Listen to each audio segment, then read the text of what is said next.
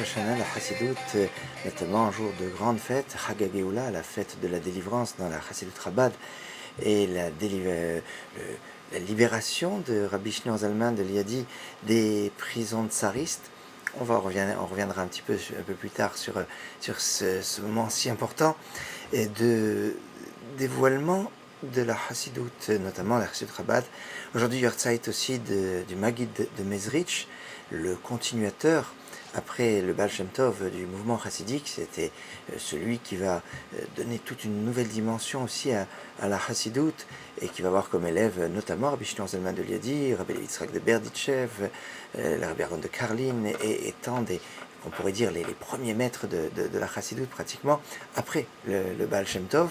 Et puis aujourd'hui aussi de la Iloula de Rabbi Haïtem Lomet, certainement l'un des rabbinim les plus populaires, les plus connus de Tunisie, et qui a fait de nombreux miracles, lui qui est enterré au Borgel, qui est né en 1743, qui est niftar, qui est décédé en 1837.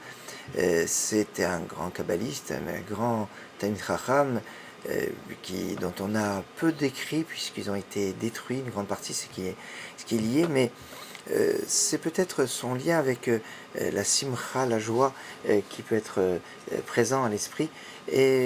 Mais nous sommes la semaine qui précède Hanouka, et je pense que, même si on serait tenté de parler de la paracha, de vous dire plus d'enseignements concernant Hanouka, sans oublier quand même que dans le paracha, on nous parle de Yosef et ses frères, de la tunique de Yosef que son père lui a donnée, Ketonet Passim. Le Chizkuni donne une explication très intéressante. Pourquoi une tunique pour Yosef, tout seul, et pas pour ses frères? Parce que Yosef est le seul parmi tous ses frères qui a eu un drame terrible à l'âge de 7 ans. Il a perdu sa mère. Binyamin, certes, il est né au moment de sa naissance, sa mère est morte, donc il n'a pas connu du tout sa mère. Il n'a pas le même choc que Yosef a pu rencontrer. Et évidemment, tous ses frères, qui n'avaient pas la même mère, n'ont pas eu la même peine, le même choc.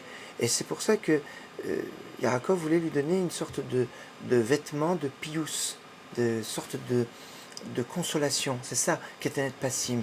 Alors cette tunique de pious, de consolation, d'après le Maggid Mishneh, c'est l'ange qui étudie avec Rabbi Yosef Karo, eh bien c'est lié au secret du tzitzit.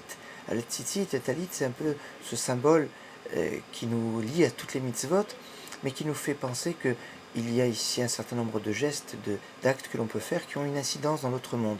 D'ailleurs, un homme, à la fin de sa vie, eh bien, est enterré dans son talit sans les tzitzit. Les tzitzit qui nous rappellent les mitzvot, parce que quelque part les mitzvot on les fait ici, et dans l'au-delà on n'a plus à faire ces mitzvot, on est niftar, c'est-à-dire on n'est pas tour, on est dispensé de la réalisation des mitzvot, et il nous importe seulement que de jouir, de profiter de cela, et on pourrait dire que en offrant à Yosef Ketonet Passim, Yaakov voulait peut-être dire que Rachel avait déjà tout son stock de mitzvot qu'elle avait réalisé ici, et il ne restait plus qu'à Yosef de continuer les mitzvot que sa mère avait commencé à entreprendre, et c'est peut-être ici tout le symbole de cette transmission à travers cette Ketonet Passim de mitzvot à réaliser. C'est pour ça d'ailleurs que Ketonet Passim passe, c'est des bandes, et on sait que sur un talit il y a des bandes bleues ou noires suivant les traditions, ou blanc maintenant, sachant que c'est en fait finalement cette notion d'équilibre entre le chesed d'Avraham, la miséricorde d'Avraham, la bonté d'Avraham, et la rigueur. La miséricorde, c'est le blanc, et la rigueur de Yitzhak, qui peut être soit symbolisé par le noir, le bleu, le rouge. Alors, il y a des talit avec des bandes rouges, ça se fait pas. Ça ferait un peu talit polonais, blanc et rouge. Enfin bon. Mais il y a en fait une sorte de relation qui peut exister avec cette Ketonet Passim. C'est aussi peut-être, nous disent les textes passim, les initiales de tous ceux qui ont asservi Yosef, qui ont vendu auprès de Poutifar, chez qui il est arrivé à la fin, chez les Socharim, les marchands, Yishme'elim, Midianim, tout cela c'est ce qu'on retrouve dans notre paracha, entre les mains de qui Yosef a été transmis pour être donné à arriver jusqu'en Égypte. Et finalement, cette Ketonet Passim, c'est à la fois une tunique de prestige, mais une tunique aussi de peine. Et Rav Shalom Shevadron avait dit, comme ça, il y a des fois des choses que l'on remarque chez son prochain. Certains peuvent rêver être à la place, mais ne savent pas qu'il y a tout un ensemble de choses qui sont liées à cela. Et tout n'est pas forcément aussi rose et aussi beau que l'on peut l'imaginer. Il y a ce qu'on appelle le revers de la médaille, et que des fois, lié à certaines réussites, à certains bonheurs, il y a d'autres soucis, d'autres problèmes qui peuvent se greffer, et que des fois on rêve le bonheur des autres d'être à leur place, et on n'a pas conscience de la richesse du bonheur de notre place et de notre part. Alors, voilà pour une petite réflexion sur notre paracha.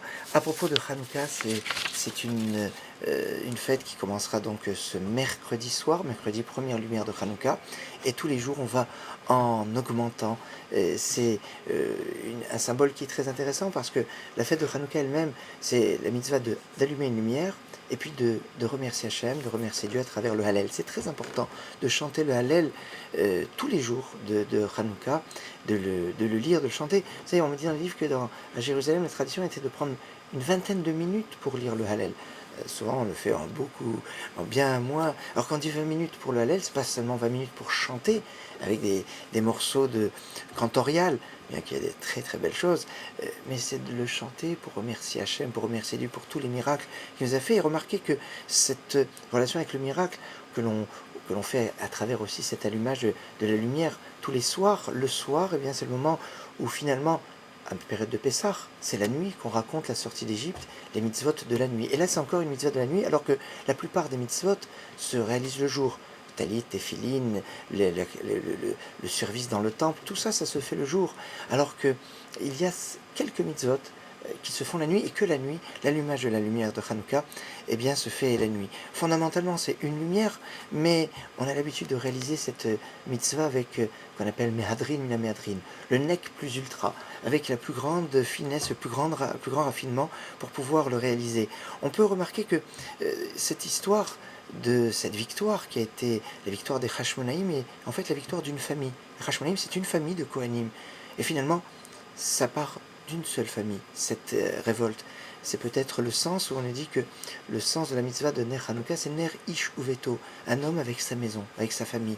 C'est peut-être aussi l'importance de la famille, et cette étincelle qui a jailli, qui a rayonné dans le cœur des Hashmonaïm pour pouvoir se rebeller contre les Grecs, et les Hellénisants, parce qu'il y a eu aussi beaucoup des Juifs, des Judéens qui étaient des fois pires que les Grecs. Et il a fallu bien qu'il y ait une sorte de combat, et ce combat est parti d'une toute petite fiole, d'une toute petite étincelle, comme quoi il nous faut quelque chose, une petite lumière. Et cette lumière, elle se trouve partout. Cette lumière, il faut savoir la trouver. Elle est avec le sceau du Kohen Gadol, et cette lumière se trouve au fond de chacun. Il faut tout simplement la trouver. Et quand on va l'allumer, on pourrait être tenté de dire, mais de toute façon, elle ne va pas aller loin puisqu'elle est toute petite. Et c'est là où le miracle se déroule pour tous et toutes. On a cette lumière au fond de soi, il faut avoir tout simplement le courage de se dire je vais l'allumer. Elle est dans cette notion de cette pureté. C'est une guerre très particulière, la guerre des Hashmonaïm, des Asmonéens, parce que c'est une guerre que les Kohanim, puisque les Hashmonaïm étaient des Kohanim, or le Kohen n'est pas un homme de guerre, au contraire, mais encore un Kohen qui tue, eh bien, il peut être inapte après à servir dans le temple, puisque le temple est une notion de tout ce qui est le contraire de tuer. On ne devait pas utiliser de fer pour fabriquer les pierres, pour tailler les pierres du Beth Amikdash, du temple. On ne devait pas. Il y avait tout un ensemble de choses qui sont liées à l'exclusion complète de la violence, de tout ce qui est lié à verser le sang. Mais encore, il y a une notion très intéressante sur le fait que dans le Beth Amikdash, dans le temple où on faisait des sacrifices, eh bien, ce n'est pas le Kohen qui faisait la shrita en général. La shrita, égorger la bête, se faisait par une autre personne.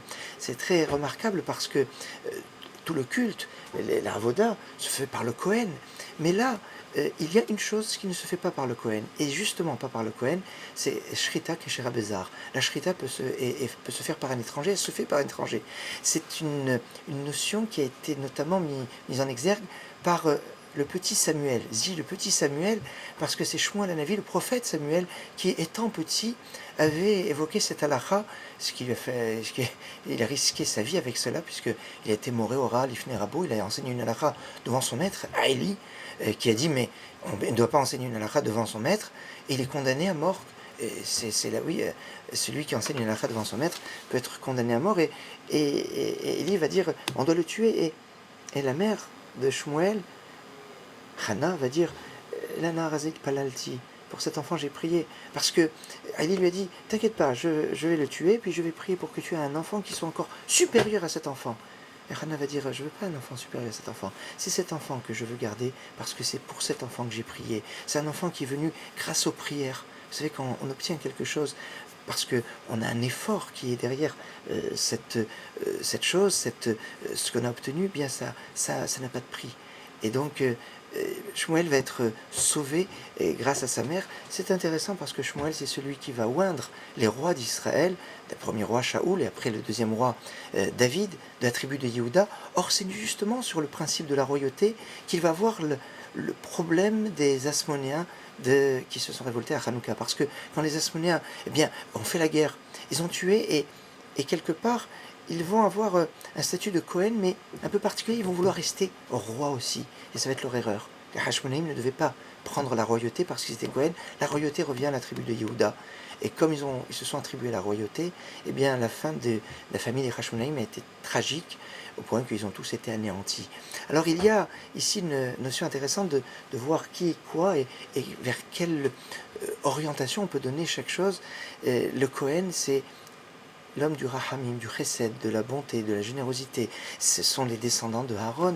Aaron HaKohen, qui était celui qui aimait la paix, qui poursuivait la paix, et qui, dans cette paix, est complètement aux antipodes de la mort et de la guerre. Remarquons que parmi ses descendants, il y en a un qui n'a pas pu être Cohen au début, qui est devenu Cohen justement en tuant, c'est Pinchas. Et Pinchas, on dit que c'est Eliaou. Il y a comme une notion très intéressante de va-et-vient entre la rigueur et la bonté et la miséricorde. C'est remarquable aussi parce que dans cette guerre qui a opposé les Kohanim, qui n'étaient pas du tout des guerriers chevronnés, ils se sont trouvés devant une armée de Grecs, et on insiste sur le fait qu'ils étaient avec toutes sortes d'armes et d'animaux même qui leur servaient pour la cavalerie. Ce n'était pas une cavalerie, c'était une éléphanterie quelque part, puisqu'on parle d'éléphants. Alors, c'est remarquable parce que éléphant, ça se dit pile en hébreu. Or, on dit Mi chamocha ba'ilim Hashem, Mi chamocha anadar ba'kodesh, Osé fait-les, Dieu, et celui qui fait des prodiges, fais-les. C'est la même racine quelque part. Bon, il y a la Aleph, mais c'est fait un peu comme pile. Pile. D'ailleurs, on est surpris quand on voit combien un éléphant est mastodonte. Alors, on voit même que dans l'animal qui est utilisé par les Grecs, il y a comme un appel au miracle qui est assez surprenant. Le fêlé, c'est pas les œufs. Non, c'est ce principe osé fêlé. Ce qui est encore plus remarquable, c'est que le début du verset, c'est Miramocha Ba'ilim Hashem, les initiales de qui est comme toi, Hachem, eh bien ça fait Maccabi. Et ce sont ces fameux Maccabis. Alors, il y a beaucoup encore à approfondir. J'aurai l'occasion, le bonheur, le plaisir de faire un cours sur Ottoman, parce qu'aujourd'hui on n'a pas trop le temps, sur Internet c'est assez chargé aujourd'hui, mais je reviendrai sur les halakhot de Hanouka à la synagogue de la rue Ansel à Neuilly ce dimanche 24. Arvit sera à 20h, à 20h30 il y aura donc ce shiur qui est ouvert à tous et à toutes sur les lois de Hanouka, mais avec on va dire cet aspect un peu de la loi, mais avec ce qu'il y a derrière la loi, puisque c'est un peu l'introduction à ce cours que je donnerai donc dimanche 24 à la synagogue de Neuilly à rue Ansel. Donc le shiur commencera à 20h30. Je reviens sur donc pour la suite sur Hanouka, rendez-vous dimanche. Mais comme je vous ai dit, aujourd'hui c'est un jour très spécial puisque c'est le Yutet Kislev, Rosh Hashanah, la Chassidoute. C'est un jour très, très spécial, et je dirais que le chant qui est lié à ce jour, c'est ce chant où le Rabbi Shneur Zalman lui a dit, était en train de lire un psaume au moment où on l'a permis de sortir de prison. ben, je vous propose d'écouter Pada Beshalom Nafshi, Shmulik Lisvand, avec un arrangement de Moshe Laufer. C'est une très belle interprétation de Pada Beshalom, qui on pourrait dire l'hymne quelque part de Yotet Kislev.